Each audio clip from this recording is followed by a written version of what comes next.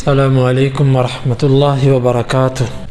سورۃ آل عمران آیت نمبر 50۔ اعوذ باللہ السمیع العلیم من الشیطان الرجیم من ہمزہ ونفخہ ونفثہ ومصدقا لما بین یدی من التوراۃ، اور تصدیق کرنے کے لیے اس کی جو میرے سے پہلے تھا تورات سے، وَلِأُحِلَّ لَكُمْ بَعْضَ الَّذِي حُرِّمَ عَلَيْكُمْ، اور تاکہ میں تمہارے لیے بعض ان چیزوں کو حلال کروں جو تم پر حرام کی گئی تھی۔ وَجِئْتُكُمْ بِآیَةٍ مِّن رَبِّكُمْ، اور میں تمہارے پاس تمہارے رب کی جانب سے نشانی لے کر آیا ہوں۔ فَاتَّقُوا اللَّهَ وَأَطِیعُونِ، پس تم اللہ سے ڈرو اور میری اطاعت کرو۔ ان اللہ ربی و ربکم فاعبدوہ، بے شک اللہ تعالیٰ میرا بھی رب ہے اور تمہارا بھی، پس اسی کی عبادت کرو تم۔ ھذا صراط مستقیم، یہ سیدھا راستہ ہے۔ عیسیٰ علیہ السلام نے بنی اسرائیل کو جو اپنا تعارف کروایا، اللہ تعالیٰ نے یہاں پر اس تعارف کا ذکر کیا، انی قد جئتکم بآیۃ من ربکم۔ یہ سارا عیسیٰ علیہ السلام اپنا تعارف کروا رہے ہیں۔ آگے یہ بھی فرمایا کہ وَمُصَدِّقًا لِمَا بَيْنَ يَدَيَّ مِنَ التَّوْرَاۃ، میرے سے جو پہلے تورات آئی ہے میں اس کی تصدیق بھی کرتا ہوں۔ کسی نبی کے سچے ہونے کی علامت یہی ہوتی ہے کہ وہ اللہ کی طرف سے آنے والی ساری کتابوں اور سارے نبیوں کی تصدیق کرتا ہے۔ اب یہودیوں کے لیے یہ سوچنے کی بات تھی کہ عیسیٰ علیہ السلام ان کی کتاب کی تصدیق کر رہے ہیں، اس کی تردید نہیں کر رہے، لیکن اس کے باوجود انہوں نے یہ طریقہ اختیار کیا کہ عیسیٰ علیہ السلام کی مخالفت شروع کر دی، حالانکہ وہ آئے تھے تورات کی تصدیق کرنے کے لیے، جس طرح ہمارے نبی صلی اللہ علیہ وسلم تورات، انجیل، زبور تینوں کی تصدیق کرنے آئے تھے، لیکن انہی کتابوں والوں نے مخالفت شروع کر دی۔ تو پہلا میں تصدیق کرنے آیا ہوں تورات کی کہ واقعی وہ اللہ کی کتاب تھی، موسیٰ علیہ السلام پر اتری، اللہ نے اس کی اطاعت فرض کی۔ آگے وَلِأُحِلَّ لَكُمْ بَعْضَ الَّذِي حُرِّمَ عَلَيْكُمْ، اور دوسری بات میں کچھ چیزیں تم پر حلال کرنے آیا ہوں جو تم پر حرام کی گئی تھی۔ بنی اسرائیل کے اوپر کچھ چیزیں اللہ تعالیٰ نے تورات میں حرام کی تھی، اور انجیل نے ان چیزوں کو منسوخ کر کے کچھ چیزوں کو حلال کر دیا۔ یعنی عیسیٰ علیہ السلام نے پوری یہودیت منسوخ نہیں کی بلکہ جزوی طور پر نسخ تھا۔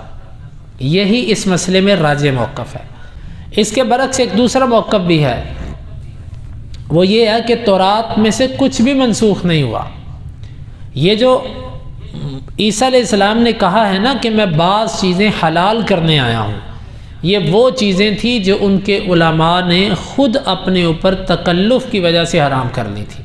وہ کہتے ہیں کہ عیسیٰ علیہ السلام نے صرف ان کی ان غلطیوں کو واضح کیا تھا جو ان میں پھیل چکی تھی، لیکن پہلے والا موقف زیادہ واضح معلوم ہوتا ہے۔ واللہ اعلم بالصواب۔ وَجِئْتُكُمْ بِآیَةٍ مِّن رَبِّكُمْ، اور میں تمہارے پاس تمہارے رب کی جانب سے نشانی بھی لے کر آیا ہوں۔ نشانی سے مراد یہاں پر معجزات ہیں۔ فَاتَّقُوا اللَّهَ وَأَطِیعُونِ، لہٰذا ان سب چیزوں کا تقاضا یہ ہے کہ اللہ سے ڈرو، ڈرنا اللہ سے ہے اور اطاعت میری کرنی ہے۔ تقوی اللہ تعالیٰ کا اور اطاعت میری، گویا کہ تقوی بغیر اطاعت کے نہیں ہے اور اطاعت بغیر تقوی کے نہیں ہے۔ یہ دونوں چیزیں آپس میں ملیں گی تو کامیابی ہے۔ کہ کوئی بندہ دعویٰ کرے تقوی کا، اللہ سے ڈرنے کا، اور نبی کی اطاعت نہ کرے، ہو ہی نہیں سکتا۔ کوئی بندہ نبی کی اطاعت کا دعویٰ کرے اور اللہ سے نہ ڈرے، ہو ہی نہیں سکتا۔ یہاں پر بھی دونوں چیزیں ہیں۔ ان اللہ ربی و ربکم، بے شک اللہ تعالیٰ میرا بھی رب ہے اور تمہارا بھی رب ہے۔ یہاں پر اس باطل نظریے کا رد کر دیا کہ میری یہ معجزات کو دیکھ کر یہ نہ سمجھ لینا کہ میں رب ہوں، بلکہ اللہ ہی میرا رب ہے، اس نے مجھے پیدا کیا اور وہ تمہارا بھی رب ہے۔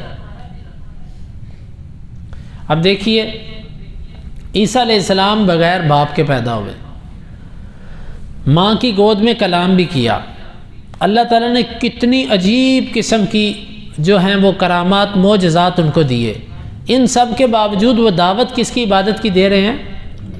اللہ کی۔ تو اگر آج عیسائی ان کو پکارے، ان کی عبادت کرے، ان کے نام پر نظر و نیاز کرے، تو اس میں عیسیٰ علیہ السلام تو بری ہیں نا۔ فَاعْبُدُوا، پس تم اسی کی عبادت کرو، میری عبادت نہیں کرنی، صرف ایک اللہ کی عبادت کرنی ہے۔ ھذا صراط مستقیم، یہ ہے سیدھا رستہ، یہ ہے تمام انبیاء کی دعوت۔ کسی کی جتنی مرضی بڑی کرامات ہوں، جتنے زیادہ معجزات اس کے پاس آ جائیں، اس سے وہ عبادت کے لائق نہیں ہو جاتا۔ عبادت کی حقدار صرف اور صرف ایک ہی ہستی ہے، وہ اللہ رب العالمین ہے۔ ہمارے لوگوں کا عقیدہ اتنا خراب ہو چکا ہے کہ معمولی سی شعبدہ بازی کو ان کے سامنے کر دے، یہ اس کو پوجنا شروع کر دیتے ہیں، اس کو پکارنا شروع کر دیتے ہیں، اس سے مانگنا شروع کر دیتے ہیں۔ یاد رکھیے، ولایت ان چیزوں کا نام نہیں ہے۔ ولایت کے لیے یہ نہیں ہوتا کہ آپ کے پاس کوئی کرامت ہونی چاہیے، بلکہ ولی تو کہتے ہیں اللہ کے دوست کو۔ اگر آپ کو اللہ تعالیٰ نے اپنی اطاعت کی توفیق دے رکھی ہے، آپ اللہ کی نافرمانی نہیں کرتے، اللہ نے جو فرائض ادا کیے ان کو آپ پورا کرتے ہیں، جو فرائض اللہ نے فرض کیے ان کو پورا کرتے ہیں، تو اس کا مطلب ہے کہ آپ اللہ کے ولی ہیں، اللہ تعالیٰ نے آپ کو اپنا ولی بنا لیا۔ تو یہی اولیاء کی دعوت ہے، یہی اصل دین ہے۔ یہی عیسیٰ علیہ السلام نے ساری اپنی کرامات اور معجزات بیان کرنے کے بعد کہا، ھذا صراط مستقیم، صرف ایک اللہ کی عبادت کرنی ہے، سیدھا رستہ یہ ہے۔ معلوم ہوا کہ جو اللہ کی عبادت کے سوا کسی اور کی عبادت کرتا ہے، مانگتا ہے، پکارتا ہے، مشکل میں پکارتا ہے، نظر و نیاز کرتا ہے، قصد کر کے جاتا ہے، طواف کرتا ہے، چکر لگاتا ہے، کسی بھی طرح، یہ بندہ یقیناً اللہ تعالیٰ کے طرف سے جو سیدھا رستہ یہ اس پر نہیں ہے۔ اللہ رب العالمین سے دعا ہے اللہ تعالیٰ ہمیں صراط مستقیم پر قائم رہنے کی توفیق عطا فرمائے۔